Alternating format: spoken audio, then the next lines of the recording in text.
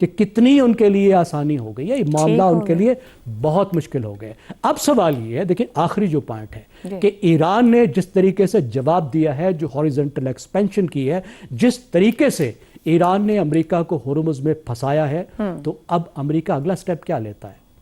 क्या ये पीछे हटने का कोई तरीका ढूंढता है या डबल डाउन करके अपने आप को और पूरी दुनिया को मुसीबत में डालता है? और यहाँ पे हम लोग जो कोशिश कर रहे हैं, जो 4 मुल्क कोशिश कर रहे हैं इस्लामी दुनिया के, कि अमेरिका को भी समझाया जाए और ईरान को भी बताया जाए कि ये अच्छा रास्ता नहीं है, ना दुनिया के लिए ना इन मुल्कों के लिए, और ख़ास तौर पे अमेरिका को समझाने की ज़रूरत है। दुरुस्त हो गया। तो जो आप गुफ्तगू कर रहे हैं यहाँ पहुंची एक वक्त 2 तरह की बातें करते हुए, क्या ट्रंप को रास्ता मिल पाएगा या एग्जिट मिल पाएगा? हसन निसार साहब, एक तरफ वो पाकिस्तान को थपकी देते हैं कि आप बातचीत करा रहे हैं, मुज़ाकरात हो रहे हैं, बहुत अच्छा, दूसरी तरफ ईरान को धमकी लगाते हैं कि हम सब कुछ तबाह कर देंगे। जो गुज़िश्ता रोज़ एक इजलास हुआ 4 मुल्क की वज़ीर ख़ारजा, क्या वाकई कहा जा सकता है सिफारतकारी में एक पेशरफ्त हुई है या आलमी दबाव कम करने की एक कोशिश रही सिर्फ?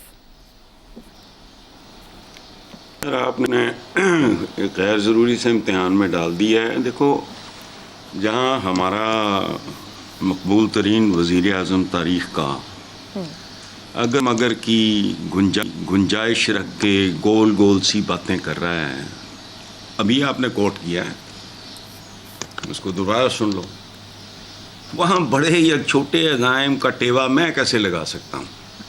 अच्छा, अलबत्ता इस बात पे मुझे कामिल यकीन है कि 2-3 ही ऑप्शंस हैं। ट्रंप अपना भरम कायम रखने के लिए किसी भी हद तक जा सकता है, लेकिन इस हद का तयन कौन करेगा? वो तो जा सकता है।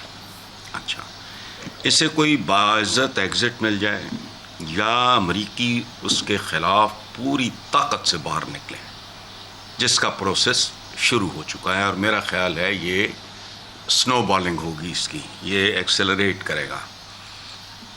और एक सूरत ये है कि ईरान थोड़ी सी लचक का, उनका स्टांस बहुत हार्ड है, बहुत दो टोक है, या वो थोड़ी सी लचक का मुजाहरा करे, और इस बात का भी इम्कान है।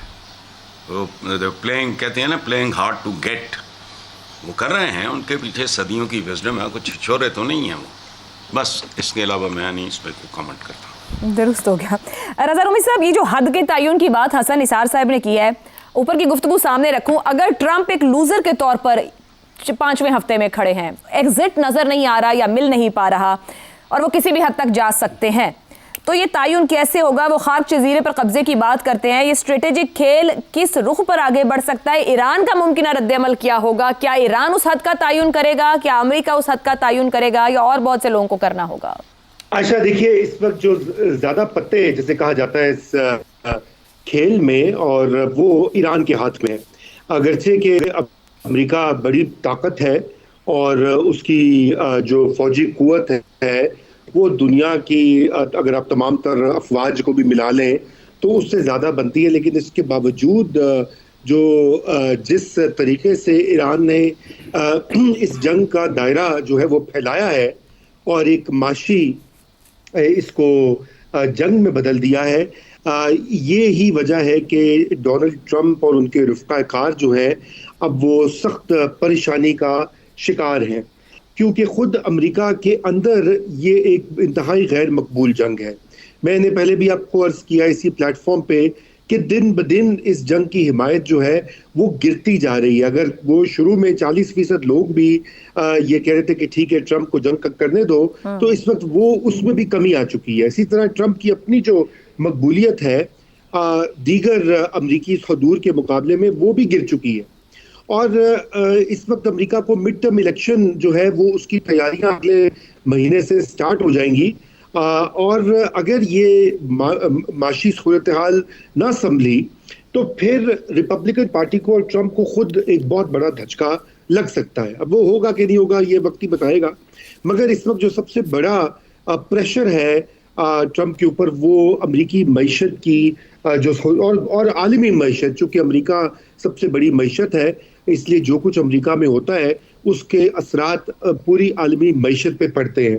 और यही वजह है कि इस वक्त जो डिप्लोमेसी या बातचीत का सिलसिला जिसमें पाकिस्तान एक बहुत अहम किरदार अदा कर रहा है उसको एक मौका दिया जा रहा है, और दूसरी तरफ एस्केलेशन भी बढ़ाई जा रही है। जो ट्रंप की ताज़ा तरीन बयान जिसका आपने जिक्र किया अपने इब्तदाइये में, वो इसी चीज़ की गमाजी करता है कि साथ में बात तो हो रही है, लेकिन हमने दीगर मार धाड़ की तैयारी भी साथ में कर रहे हैं। वो यकीनन कलामी की माजरत रजा रूमी साहब, जब ट्रंप ये मार धाड़ की बात कर रहा है, ईरान ऑलरेडी उसको ट्रस्ट नहीं कर पा रहा है, तो फिर ट्रंप के हाथ में ऑप्शंस क्या बचे, क्योंकि ईरान तो एडवांस में बैटलफील्ड को अपने मुताबिक स्टेज कर रहा है।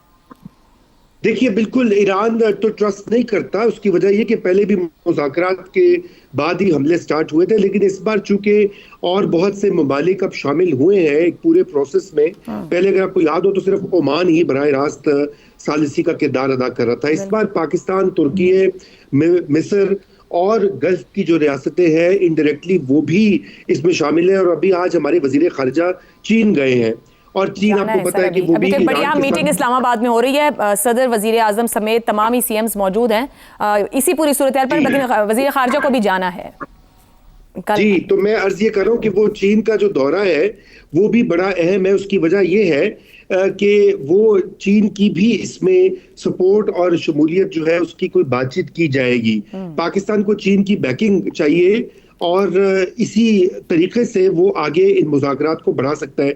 देखिए, अभी ये बात तो वाज़े हो गई है कि पाकिस्तान कतन नहीं चाहता कि ये जंग फैले। दुनिया में बहुत से ममालिक नहीं चाहते, लेकिन हम तो बराह रास्त इससे अफेक्ट हो रहे हैं। हमारी अगर ये गल्फ के जो ममालिक हैं वहाँ पे जो हमारे पाकिस्तानी काम करते हैं, और ज़र मुबादला जो आता है तकरीबन 40 अरब डॉलर से जायद आया इस साल, जिसमें से कि बहुत बड़ी तादाद आती है गल्फ की रियासतों से। आप अंदाजा कीजिए अगर उसमें कमी होती है या वो बंद हो जाता है तो पाकिस्तान की मैशत तो गिर जाएगी, उसका असर पूरे का पूरे मुल्क पे पड़ेगा। तो हमारी तो बड़े हाई स्टेक्स है इस वक्त इस पूरी मामले में। और फिर अगर बूट्स ऑन ग्राउंड आते हैं या ईरान की रियासत कोलैप्स करती है या ईरान के टुकड़े होते हैं, तो वो उसका असर भी बराह रास्त पाकिस्तान पे पड़ेगा।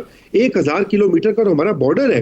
तो इस वजह से इस्लामाबाद की सिफारती स्ट्रेटेजी ने एक पॉज तो दिया हुआ है। आप समझ रहे हैं कि पेशरफ्त की अलामत है या गैर यकीनी अभी हम सूरत हाल को कहें, क्योंकि बड़ा मुहतात रवैया है कुछ प्राइम मिनिस्टर साहब की तरफ से भी।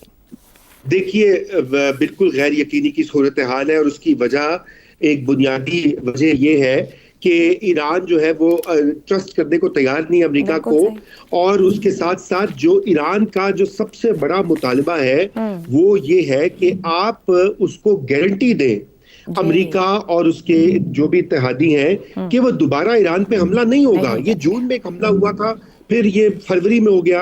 अब अगर ये फर्ज कीजिए जंग बंदी हो जाती है तो कौन जमानत देगा कि दोबारा ये हमला नहीं होगा। ईरान कतन ये इसके बगैर कॉम्प्रोमाइज या कोई समझौता नहीं करेगा।